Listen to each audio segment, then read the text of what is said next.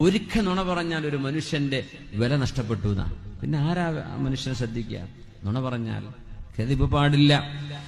ദൂരെ കിടക്കുന്നത് അരികത്ത് ഉള്ള പോലെ അവൻ പറഞ്ഞു തരും. അരികത്തുള്ളത് ദൂരെയാക്കാനും അവനെ കൊണ്ട് കഴിയും. ഫ്രണ്ട്സുകൾക്കിടയിൽ കുഴപ്പങ്ങൾ ഉണ്ടാക്കാൻ കഴിയും നുണ പറയുന്നവർക്ക്. നുണ പറഞ്ഞോ ഉടനെ ഫിൽറ്റർ ചെയ്തേക്കണം. വലിയ വിഷയം. വേറെ ഒക്കെ നമുക്ക് സഹിക്കാൻ പറ്റിയേക്കാം. പക്ഷെ നുണ പറയുന്നത്, നബിയെ, ഒരു മുഅ്മിനായ മനുഷ്യൻ വ്യഭിചാരം ചെയ്തേക്കുമോ? ഒരു പക്ഷേ ചില ടെംപ്റ്റേഷന് വഴങ്ങി വ്യഭിചാരം ചെയ്തേക്കാം. നബിയെ, ഒരു മുഅ്മിനായ മനുഷ്യൻ മോഷ്ടിക്കുമോ? ഒരു പക്ഷേ ഗതികേടുകൊണ്ട് അവൻ ചെയ്തിരിക്കാം.